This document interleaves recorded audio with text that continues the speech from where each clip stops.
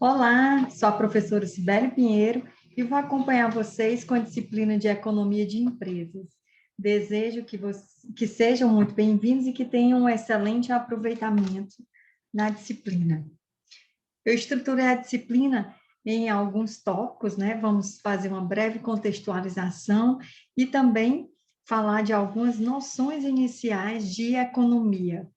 Vamos definir a economia, falar sobre microeconomia e macroeconomia, também sobre bens. Vamos falar um pouco sobre inflação. Depois eu faço uma atividade proposta e as referências no final, para que vocês possam fazer uma pesquisa mais aprofundada. Contextualizando a economia, gostaria de falar para vocês que a economia é uma ciência que ela está muito próxima do nosso dia a dia. Então, todos nós somos um pouco economistas, porque de acordo com o repertório que eu vou falar aqui, ele já é muito familiar para vocês. Quando vocês, à medida que nós estamos assistindo os jornais, que estamos conversando entre amigos, tem sempre alguns, nós somos praticamente todos doutores em economia, né? Então, o primeiro tópico para contextualizar é sobre crescimento econômico. O que seria crescimento econômico? Que é o aumento contínuo da riqueza, de todas as riquezas, de toda a produção do país ao longo do tempo. Esse crescimento vai refletir no aumento da renda per capita, né? Já tenho certeza que já ouviram falar nesse termo PIB, que é o Produto Interno Bruto. Ele é calculado a partir da soma de todos os produtos e serviços finais produzidos em um país e é feito pelo IBGE, né? Juntamente com o crescimento econômico, também nós já ouvimos falar sobre desenvolvimento econômico. No entanto, o crescimento econômico tem a ver com as riquezas produzidas internamente no país, porém o desenvolvimento econômico, ele tem a ver com a qualidade de vida, ou seja, ele vai além do aumento da quantidade de bens e serviços produzidos por uma economia. Na verdade, ela implica em mudança de caráter qualitativo, ou seja, baseado na qualidade de vida da população. Ele vai medir conhecimento, a alimentação, a vida e a saúde da população. Tem um termozinho que a ONU concebeu como o Índice de Desenvolvimento Humano, que avalia a qualidade de vida e o desenvolvimento econômico de uma população. Ele vai medir, ele é medido pelo padrão de vida, ou seja, o PIB per capita, a longevidade, né, e a saúde da população, ou seja, a expectativa, quantos anos de vida cada população tem em cada país. Nós temos países que têm 84 anos, que é a maior longevidade. O Brasil, no caso, é em torno de 74 anos, mas existem países que têm um IDH muito baixo, que a pessoa vive até 49 anos. Olha como esse IDH, ele muda, ele mede justamente essa qualidade de vida para ter de acordo com a longevidade, ou seja, sua expectativa de vida. E também o IDH é medido pelo acesso ao conhecimento, que são os anos médios de estudo da população. Então, acredito que ficou bem claro para a gente não confundir o que é crescimento econômico e desenvolvimento econômico. Recapitulando, crescimento tem a ver com produção de riquezas internamente. E o desenvolvimento econômico tem a ver com a qualidade de vida da população, medido pelo IDH, avaliação da qualidade de vida e o desenvolvimento econômico da população, tá? Também ouvimos falar nas nossas rodas de conversas, né? Ouvimos falar, só passar aqui, sobre inflação, né? Botei uma paginazinha aí de jornal, só para a gente ter ideia, né, das reportagens que são familiarizadas pela gente no dia a dia. O mercado prevê a maior inflação desde 2002 e o menor PIB em 25 anos. Na verdade, o que seria essa palavrinha inflação? Inflação de uma forma muito simples, não precisa a gente se aprofundar na economia, porque todos depois dessa aula vão saber, com desenvoltura, dizer o que é inflação. Inflação é o aumento generalizado dos preços. Vamos dar um exemplo.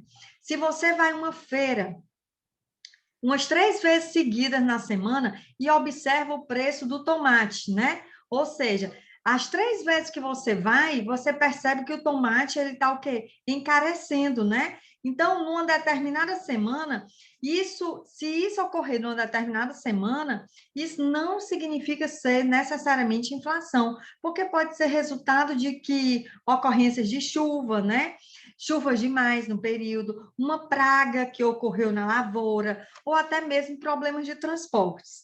Agora, se você vai ao supermercado e observa, não só o supermercado, mas na sua vida, né?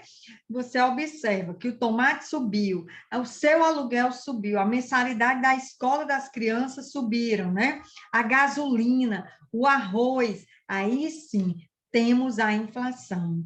Para a gente saber, a inflação, ela pode ocorrer de 2 formas: a inflação de oferta e a inflação de demanda. O que mais na frente a gente vai detalhar também, viu? Aí vocês vão relembrar desse conceito aqui que eu estou apresentando nesse contexto geral. O que seria essa inflação de oferta? É uma inflação chamada de puxada pelos custos, tá? Quando os preços das matérias-primas básicas, como, por exemplo, a eletricidade, né, ou a gasolina, elas crescem, impactando nos custos que as empresas têm para produzir determinados produtos. Então, as empresas são obrigadas a repassar esse aumento de custos para os consumidores. Tranquilo? E agora, Cibele, o que é essa inflação de demanda? A inflação de demanda é se a economia vai bem, vamos supor que a economia vai bem, e todo mundo quer trocar o carro. É possível que as montadoras, nesse período, não estejam o quê? Preparadas para essa demanda, né? Não deem conta dessa demanda. Então, o resultado é o quê? O aumento dos preços. Ou seja, se é o caso, a inflação de demanda, é no caso se houver uma expansão dessa demanda. E isso pode ocorrer, claro, as pessoas ganhando altos salários, os bancos facilitando o crédito. Então, se eu estou ganhando melhor em determinado período, se eu estou podendo pedir emprestado ao banco com mais facilidade, o que vai acontecer? Vai aumentar a minha demanda. No entanto, nem todos os setores podem estar preparados para determinadas demandas. Então, qual é o resultado? O aumento dos preços. Eu gosto muito de lembrar que quando a inflação aumenta, há uma redução do poder de compra da população, principalmente dos assalariados, tá? A gente sofre bastante nesse momento. Então, a gente observa também outro termo do nosso dia a dia, é a questão do desemprego e a economia. O desemprego, nesse momento que nós estamos vivendo, pandêmico, o desemprego alcançou um recorde histórico no período de fevereiro a julho de 2020. Ocasionado pelo que o desemprego? A gente vai observar a diminuição dos postos de trabalho, muitas pessoas saindo do emprego, até mesmo para manter o distanciamento social. Então, também o desemprego é um tópico para ser o quê? Contextualizado pela economia, tá? E o que mais que a gente pode ver? Outros exemplos, a distribuição de renda. Nós sabemos que aqui no Brasil nós temos um iceberg, né? Quando a gente fala de distribuição de renda, um verdadeiro abismo. Por quê? Porque nós temos uma grande concentração de renda na mão de poucos, ou seja, nós temos uma diferença muito grande entre as pessoas que possuem alta renda e os pobres, tá? Também outro contexto a ser discutido pela economia. Como muitos outros, o local onde moramos, às vezes, o local onde moramos, existe uma especulação imobiliária, os produtos de determinadas regiões são mais caras em detrimento de outros, os alimentos que compramos, né? Ou seja, compramos alimentos na época em que estão entre safra, então nós vamos abordar isso também. Os salários que recebemos são contextualizados na economia. E, afinal, qual é o conceito, né, básico de economia? Olha como ele é muito familiar ao nosso dia a dia. Pela própria etimologia da palavra, oikos significa casa. Ele tem uma origem grega, oikos, casa, e nomos, tá? Norma. Então, economia é a forma de administrar a casa, a empresa, a cidade, né? O país, enfim. Primeiro, a economia da história que passa a ver com a economia passa da história e precisa ser vista como ciência, ok? Então, algumas noções iniciais da economia. As ciências econômicas, né? A economia está preocupada com a produção, distribuição e consumo de bens e serviços. Ela oferece ferramentas para compreender os problemas que nos cercam, justamente esses que eu falei para vocês: crescimento econômico, inflação, as roupas que vestimos, né? Ou seja, se eu visto roupas importadas, se elas são dolarizadas, nesse período o dólar está mais alto, então eu vou pagar mais caro por elas. Aparelhos tecnológicos, né? Então, a economia vai verificar as variáveis também, é uma das variáveis incontroláveis, né? No caso do macroambiente. Mas um ponto eu vou trazer para vocês aqui a pirâmide de necessidade de Abraham Maslow. Eu tenho certeza, né, que vocês já devem até ter visto em alguma disciplina, como gestão de pessoas ou introdução à administração. A gente traz aqui o psicólogo Abraham Maslow com a sua pirâmide das necessidades. E o que ele traz para a gente? E a seguinte pergunta que eu coloquei aqui no slide, né? Conseguimos atender todas as nossas necessidades? Gente, o homem quer sempre mais, e mais, e mais, né? O que a Maslow fala para a gente? Que nós temos 5 pilares, né? Nós temos as necessidades básicas, bem na base da pirâmide, e as necessidades de segurança. Essas são consideradas necessidades primárias. E depois nós temos as necessidades sociais, bem no meio, depois a autoestima e a autorrealização. Sociais, autoestima e autorrealizações são conhecidas como necessidades secundárias. Mas vamos lá, as necessidades básicas, né? Nós temos necessidade de quê? De dormir, de se alimentar, de tomar água, né? E suprida essa necessidade básica, já surge um segundo pilar de necessidade, que são as necessidades de segurança, que é ter um lar, uma casa, uma família, né? Ou seja, um emprego. Municiados dessas necessidades primárias, eu passo para um terceiro pilar de necessidades, que são as necessidades sociais. E o que vem a ser essas necessidades sociais? É a necessidade de pertença de determinado grupo, é de você buscar o seu gueto. Pode ser de professor, de advogado, de engenheiro. Então, nós temos necessidade de pertencer a um determinado grupo social.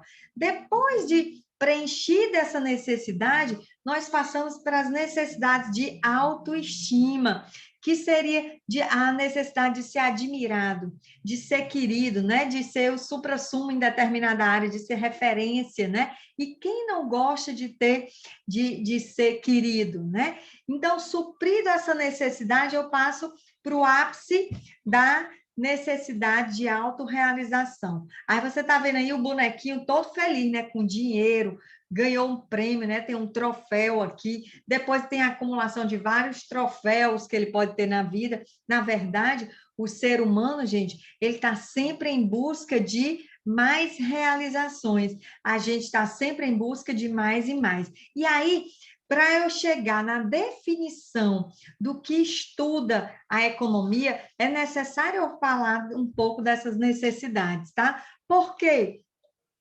Qual o objeto de estudo da economia? Eu vou falar para vocês aqui, tá? Primeiro, o objeto de estudo. Fatores, né? Eu tenho aí 2 fatores. Recursos, tá? Os recursos, que são os fatores de produção, que eles são o quê? Limitados, eles são finitos. Recursos, eles são finitos. De onde tem um termo que vem lá da minha mãe, que ela sempre disse para a gente que a gente tinha que guardar dinheiro, não pode gastar tudo que ganha. Foi um termo que eu venho dentro da minha cultura doméstica, né? Familiar. A primeira fonte de cultura que o ser humano tem é a familiar. E ela sempre disse isso para a gente desde que eu era criança. Então, são as nossas fontes de cultura, de produção, perdão. Então, esses fatores, ela diz, você tem que juntar dinheiro, porque de onde se tira e que não se repõe, só o mar que não seca. Porque dentro da simplicidade, ela quis dizer para mim que os recursos, eles são que limitados, eles se acabam, a terra, o capital, o trabalho. Porém, está vendo no outro peso, na outra balança, nós temos as necessidades, que é exatamente essas que nós falamos, tá certo? No slide anterior, que são as necessidades humanas. As necessidades humanas, elas são ilimitadas. E o pior, aliás, ou seja, o melhor, elas se renovam constantemente. Lembra que eu disse do bonequinho todo feliz aqui na autorrealização? O homem está sempre buscando mais e mais e mais. De repente, a gente compra uma casa em um bairro, depois nós ficamos melhor de vida, já queremos mudar para um bairro mais próspero. Nós passávamos férias no Brasil, depois a gente fica mais próspero, já quer ir para o exterior. Então, a gente compra um carro mecânico, depois nós queremos mudar de carro de 2 em 2 anos, aí passa a ser automático, depois é importado. Então, enquanto os recursos eles são limitados, as necessidades humanas, elas são ilimitadas e elas ainda se sofisticam, né? Elas se sofisticam com o decorrer do tempo. E o que a gente observa? Esse desequilíbrio entre necessidade e recursos, tá? Lembra o quê? Ao objeto de estudo da economia, que é a escassez. Então, qual é o objeto de estudo que nós estamos apresentando para vocês? É o fenômeno da escassez, em que são pesados os recursos existentes, ou seja, terra, capital e trabalho, em que esses recursos eles são limitados, ou seja, à medida que você só explora esse recurso, ele tende o quê? A se acabar. E por quê? As necessidades humanas, a gente está sempre o quê? Buscando mais, e à medida que a gente está melhor de vida, tem mais estudo, ganha mais dinheiro, tem anos mais de trabalho, promoções, o que a gente vai? Nós ficamos com as nossas necessidades renovadas, elas se sofisticam, né? Então, há esse desequilíbrio e a economia estuda justamente esse fenômeno. E aí, para isso, como nós estudamos a escassez, nós estamos sempre fazendo o quê? Escolhas, né? Para isso, para o estudo da escassez, estamos fazendo escolhas. Então, aí eu trouxe 2 figurinhas para a gente comparar aqui. Eu tenho aqui, estou ganhando dinheiro, acabei de receber o meu 13º. Aí eu fico pensando, usar o 13º para uma viagem de férias ou para pagar as minhas contas que estão atrasadas, tá? Eu uso esse dinheiro do meu 13º para guardado para comprar uma TV nova, ou eu compro um computador? Eu vou aplicar o que sobrou do meu salário na poupança ou vou fazer uma previdência privada? Na verdade, nós estamos sempre fazendo o quê? Escolhas. E aí eu trouxe, para a gente se aprofundar nos objetos da economia, eu trouxe uma diferença. A economia estuda a escassez, mas às vezes a gente confunde. Escassez é o mesmo que pobreza? Não, vamos já entender que não. O que seria escassez é diferente de pobreza. Os recursos, gente, eles são igualmente escassos para todos. Se você pegar uma pessoa muito, muito rica aqui na nossa sala, ela vai ter também recursos escassos, tão quanto a professora, tá? Por quê? os recursos, eles são igualmente escassos. Então, para ricos e para os extremamente pobres. Escassez significa que algo é objeto de escolha. É qualquer coisa que você só pode obter por escolha. Ou seja, se você tiver que abrir mão de algo para obtê-la, ela será escassa. Vamos entender isso melhor. O que seria a escassez? É a limitação de meios, né? A escassez, ela deve-se usar a racionalidade para priorizar, ou seja, você racionaliza os seus recursos para priorizar algo, ou seja, só assim você consegue maximizar os seus recursos, tá? O que é diferente de pobreza? Pobreza é a pura ausência, é um conceito prático e claro, que é classificado como a falta do mínimo necessário, do mínimo de recursos para satisfazer as necessidades humanas. Ou seja, a escassez é uma limitação, não é ausência, é apenas limitação de recursos, que esses recursos devem ser usados racionalmente para eu fazer o quê? Priorizar as minhas escolhas, a fim de maximizar os meus desejos, tá? Os meus recursos em relação aos meus desejos. Já a pobreza é uma ausência, né? Ou seja, a falta desses recursos para satisfazer as necessidades humanas. Eu espero que tenha sido claro, tá? Então, a escassez, lembrando aqui, a escassez está ligada à necessidade de escolha. Tanto os pobres como os ricos, eles precisam fazer o quê? Escolhas, tá? Ou seja, não é possível obter certas coisas sem abrir mão de outra. Hoje, se eu quero, vamos supor, a professora está doida para viajar, mas a pandemia não deixa. E aí eu penso, eu vou viajar ou eu vou comprar um computador melhor para poder dar as minhas aulas. Então, eu posso fazer os dois? Posso, mas um vai ficar mais sofrido que o outro, vai ficar mais apertado. Então, nesse momento, eu posso fazer escolha. Eu posso juntar o meu dinheiro, trabalhar, juntar meu dinheiro, comprar um equipamento melhor, porque é meu meio de vida, para ter umas férias, mais na frente ter férias, o quê? Usufruir dessa oportunidade de tirar férias, né? Ou seja, com os recursos que foram ganhos durante a pandemia. Então, sempre, ou seja, eu tive que fazer escolhas, porque não consegui fazer as duas coisas juntas. E a gente pensa, as escolhas são para pobres ou para ricos. Lembrem bem, os recursos são escassos igualmente. E aí eu trago também para tomada de decisão desses indivíduos, né? Engraçado que quando a gente vai falar de tomada de decisões, é um conceito muito importante, porque a gente toma decisão principalmente em relação a conflitos, né? Aí eu estou trazendo um conflito delicioso, né? Ou eu vou comprar um donuts ou eu vou comprar uma maçã.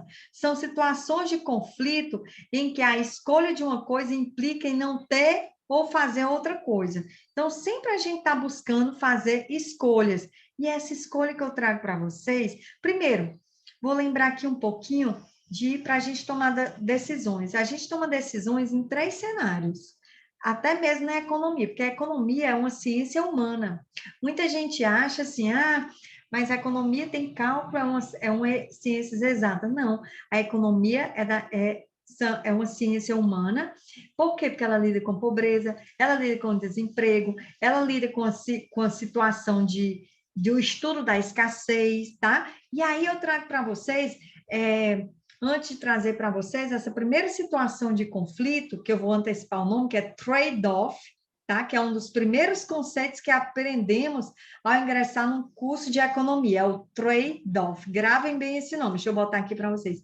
Trade-off, tá? Só que antes dessa tomada de decisão, eu tenho 3 cenários para tomar decisão em economia. Eu tenho um cenário racional, mas é o que o cenário racional? É quando eu tenho um objeto definido, claro, né? Ou seja, uma compra clara, uma decisão clara para tomar. Então, eu tomo, né? Eu tenho todas as informações e tenho os cálculos, eu tenho critério, né, para tomada de decisão com racionalidade. Eu tenho, porém, é importante lembrar que as pessoas são racionais até certo ponto, porque existem algumas limitações, tá vendo? As limitações econômicas, a escassez, né? Ou seja, as limitações pessoais, o contexto geral, estamos vivendo um contexto de limitações pessoais, né? Os contextos da pandemia. E a gente tem também as limitações de conhecimento. Então, dentro dessa questão de limitações, eu tomo decisões econômicas também através de uma racionalidade limitada, baseada o quê? No contexto que a gente está vivendo, baseada na escassez de informações, né? Ou seja, na racionalidade, eu falei para vocês que a gente tem o quê? A gente tem a ajuda de informações, de dados, né? De cálculos, tá? Já na racionalidade limitada, eu tenho que conviver com essa escassez de informações e até mesmo com limitações de recursos, tá? Seja ele limitações de recursos humanos, de capital, de trabalho, tá? E aí eu tenho também a questão da intuição, é um outro cenário da economia. A intuição traz para a gente o quê?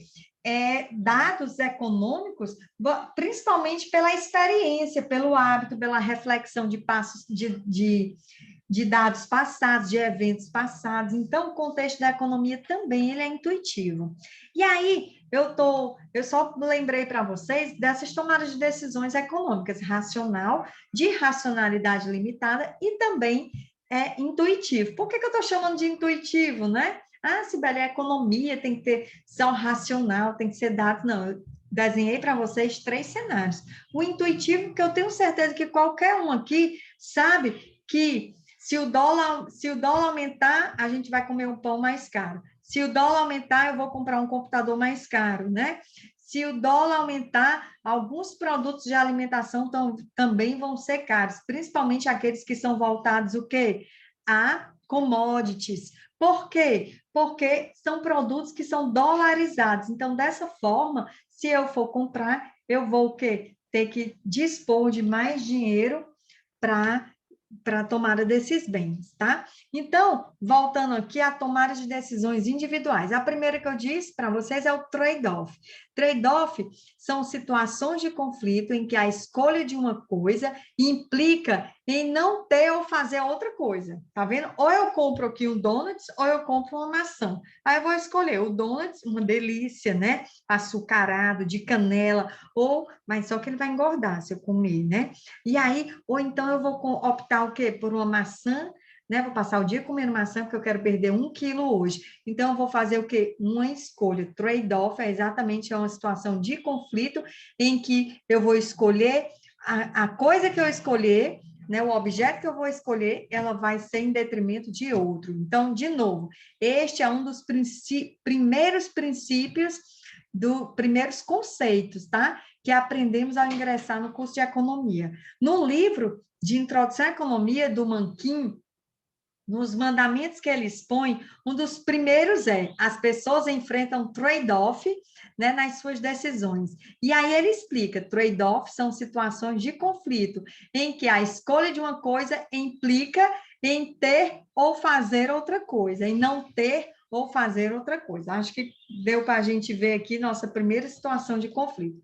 Vamos ver o outro, custo de oportunidade, também muito citado. O que seria o custo muito conhecido, né? A gente, qual é o meu custo de oportunidade? Qual é o seu custo de oportunidade? Então, agora a gente já vai fazer parte, o custo de oportunidade, no exemplo que eu vou dar, da rotina de vocês, tá? Muitos vão se colocar nesse exemplo aqui do próximo slide, tá? O que seria, para a gente descobrir qual é o nosso custo de oportunidade. Descubra aí qual é o custo de oportunidade de vocês, tá?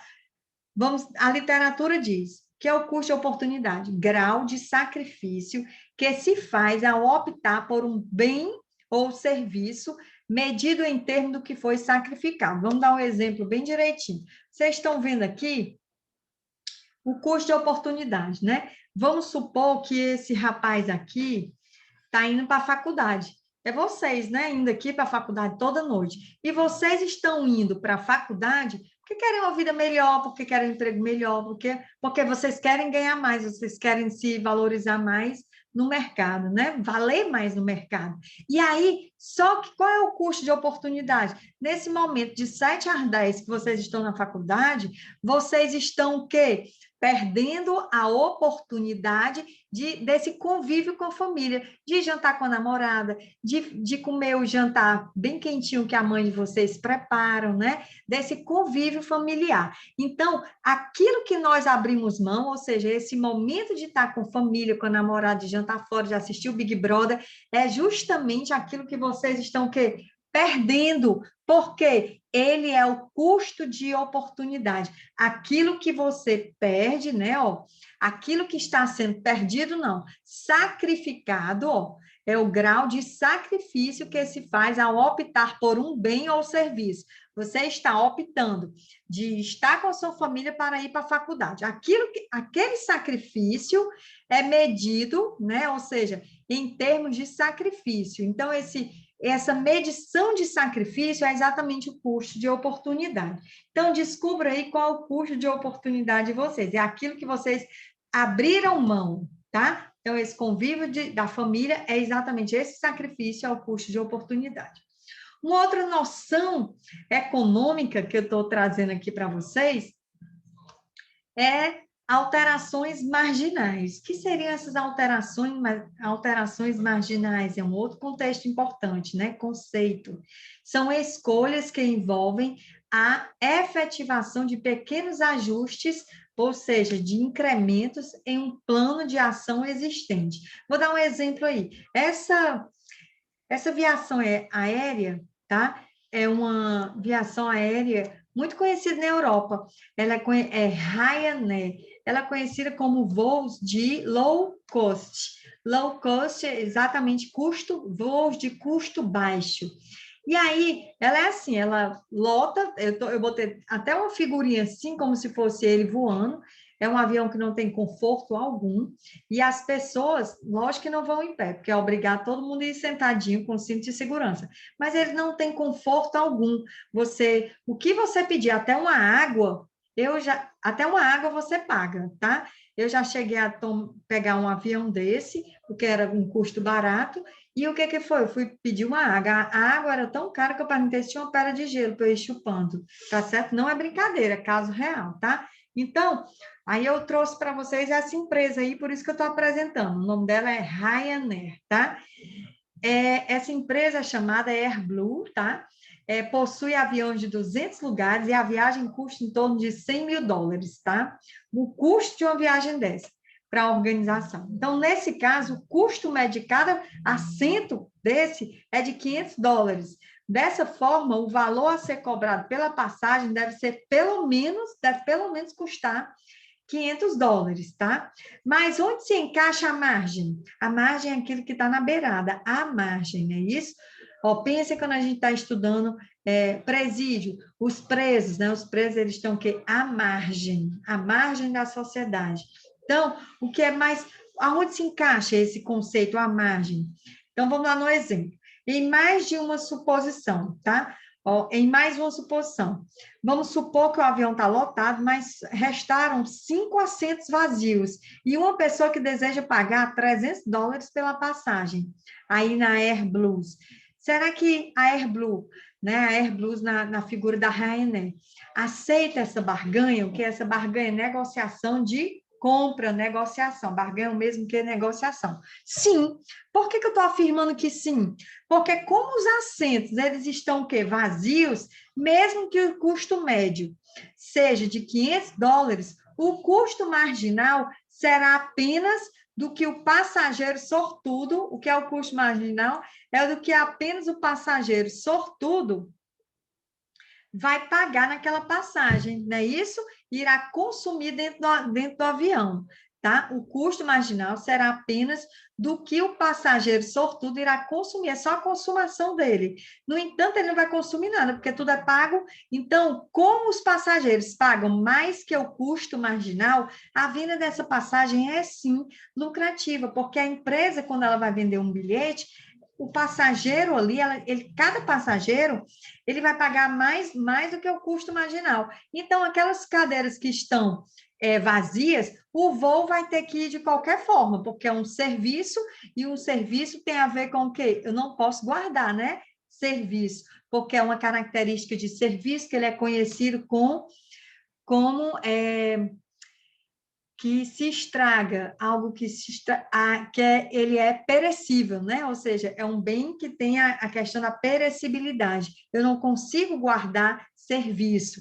Então, dentro dessa perspectiva, é melhor que eu venda mais barato.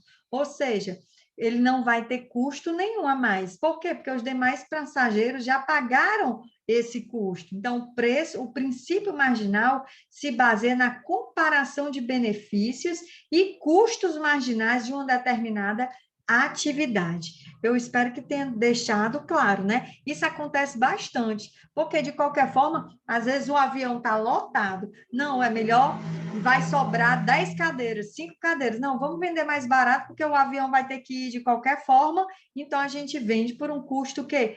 Pelo custo marginal, ok? Vamos passar adiante. Uma outra base da economia outro termozinho, a reação de incentivos. E aí a gente vai ler aqui, né? Tá vendo aqui a pera e a maçã. Então, duas delícias para quem está fazendo regime. E aí envolvem decisões. Tá vendo como a escassez, a gente está sempre vendo aqui no fenômeno da escassez, sempre escolhas, né? Então, envolvem decisões sobre escolhas de um produto em relação a outro, por ocasião do aumento de preço. Do primeiro, enquanto seus produtores resolvem contratar mais pessoas para colher o fruto na expectativa de vender mais. O que significa isso? As pessoas tomam decisões por meio de comparação de custos e benefícios. Seu comportamento pode mudar tanto quanto os custos ou benefícios mudam. Temos como descontos, né? Então, a gente vai ver alguns exemplos, alguns descontos que a gente vai no supermercado. Pague 2 e leve 3. Amostra grátis. São normalmente utilizados para seduzir os agentes econômicos. Já nos próximos slides, a gente vai ver quem são esses agentes econômicos que eu estou falando aqui, tá?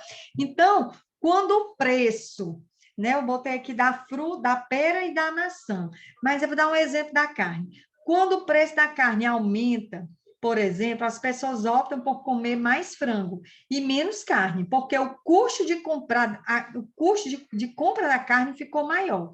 Ao mesmo tempo, os avicultores decidem contratar mais trabalhadores, ou seja, o do frango, né? Como eu vou produzir mais frango, os trabalhadores vão ser ainda contratados para aumentar essa criação de aves, porque o custo não aumentou, então, porque o benefício de vender frango aumentou. Ou seja, a partir do momento que eu deixei de comprar carne e passei a comprar frango, os avicultores começaram a ver, não, eu tenho que agora, como aumentou o consumo de frango, eu vou ter que melhorar, aumentar o número de trabalhadores, treinar os trabalhadores, porque vai aumentar também o quê? O consumo das aves. Então, o que acontece com isso? O benefício de vender frango também aumentou, ou seja, a lei da oferta, que a gente vai ver mais na frente. À medida que aumentou o consumo, a demanda por frango, a gente vai observar que vai ter mais interesse, o quê? Interesse até de venda, tá? E a gente vai ver que esse produto, como aumentou a demanda, o preço dele vai aumentar também. Tá? Mais na frente, cenas dos próximos capítulos. E aqui eu trouxe para vocês ainda definições de economia, de alguns livros aqui. Estuda, né? Economia estuda a forma pela qual os indivíduos e a sociedade fazem suas escolhas e tomam suas decisões. Observe os cenários, tá? Que eu disse, racional, racionalidade limitada, por intuição, né? Então, fazem as suas escolhas, tá?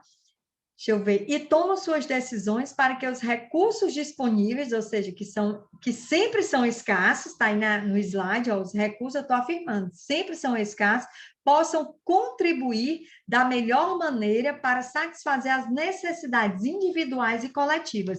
Eu acredito que ficou bem claro essa nossa apresentação aqui, principalmente da definição do objeto de estudo da economia, do que seriam os recursos, que eles seriam limitados e finitos, as nossas necessidades, que elas são ilimitadas e ainda se sofisticam com o passar do tempo, dada essa balança desigual, o que é que vai acontecer? O fenômeno da escassez, que a escassez é exatamente o objeto de estudo da economia. Então, outra definição é a maneira de administrar a escassez de recursos com o objetivo de produzir serviços e distribuí-los para a sociedade.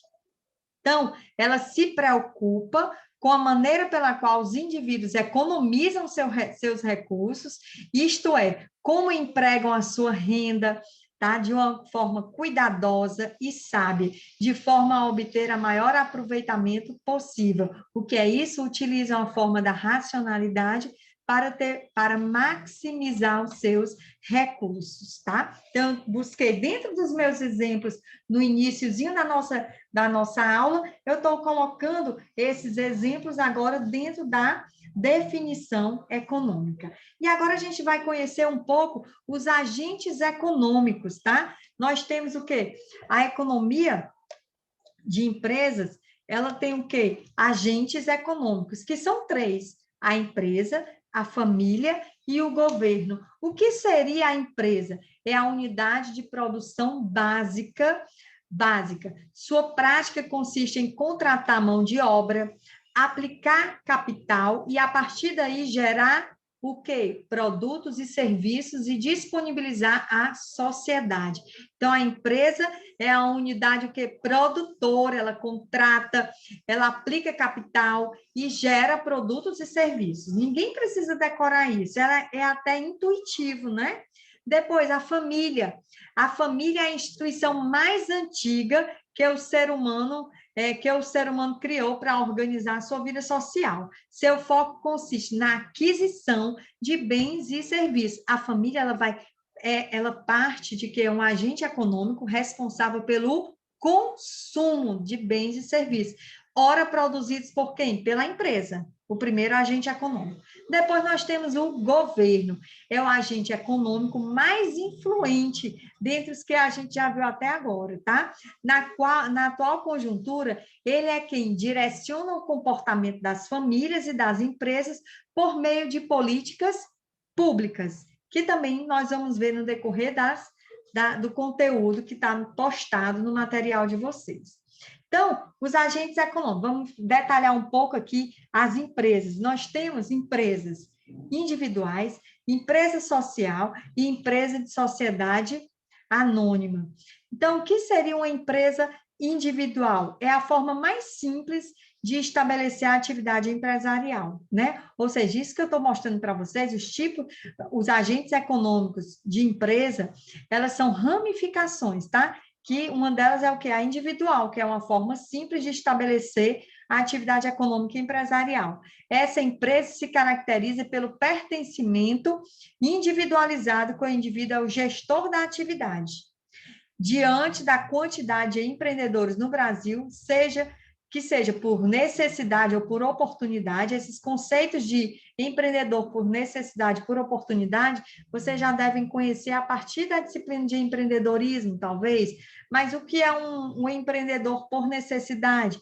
É aquele empreendedor que é muito numeroso, principalmente aqui no Brasil. É aquele que inicia o seu negócio e que não tem não tem nível de instrução, ele não tem meio que ele utiliza esse meio de empreendedorismo por necessidade simplesmente para subsistência, tá? Então, normalmente esses empreendedores não têm muitas chances de sucesso. Já o empreendedorismo por oportunidade são pessoas que têm maior nível de instrução, são vocês, né? Quem sabe que tem nível de instrução, que ele primeiro estuda um negócio para investir e ele tem maiores chances de prosperar nos seus negócios. A gente sabe que aqui no Brasil nós temos muitos é uma morte empreendedora muito prematura. E isso compromete muito o crescimento a quebra de empresas, principalmente nos primeiros anos de vida dessas empresas.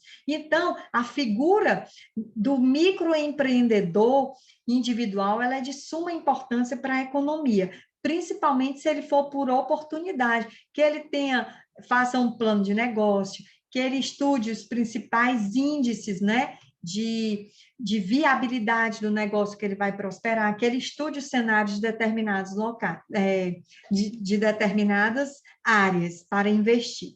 Então, esse é um empreendedor individual, tá? Que é exatamente o quê? O MEI, o famoso MEI que vocês também já devem ter ouvido falar. E a gente tem também a empresa social, que está ramificada em 3 fases. A limitada, né? A gente conhece, eu mesmo já trabalhei em várias empresas limitadas, tá? Que eu vou falar para vocês, que ela está limitada ao número de cotas, tá? E nós temos a limitada, a sociedade anônima, a SA, e a cooperativa. O que seria uma empresa limitada? Grande número de empresas aqui no Brasil são empresas limitadas, são aquelas famosas LTDA, né? Então, ela prevê que a responsabilidade do proprietário ela é limitada ao número de cotas a ele deferido lá no contrato social, tá certo? Ó, no limite do valor apresentado na constituição da sua empresa. E tem lá descrito, né? O empresário ele vai responder pelo número de cotas que está lá especificado no contrato social. Então, a responsabilidade do proprietário está sobre o regime de cotas, tá? A sociedade anônima exige que haja um investimento em dinheiro para que a pessoa possa ser vista como sócia, tá? Logo, o capital está dividido entre acionista ou isso tem também muitos aqui no Brasil, né? Sociedade anônima, quando eu invisto dinheiro e a partir desse dinheiro que eu invisto, eu compro uma determinada participação acionária em determinado negócio. Então, essa responsabilidade está limitada ao montante do meu capital que eu investi, que eu apliquei. E temos também um modelo de cooperativa, que prevê que as sociedades, né, que os associados compartilhem na mesma medida os riscos e os benefícios. A gente vê muito essas cooperativas, principalmente em pequenos negócios, né? Cooperativas de rendeira, cooperativas de chapeleiros. A gente observa que são cooperativas organizadas e que eles compartilham o quê? Tanto os riscos como os benefícios dos negócios. No nosso próximo encontro, nós vamos falar sobre sobre a micro e macroeconomia, tá? Muito obrigada pela atenção e espero que tenha ficado um pouco de aprendizagem aqui nesse nosso pequeno encontro.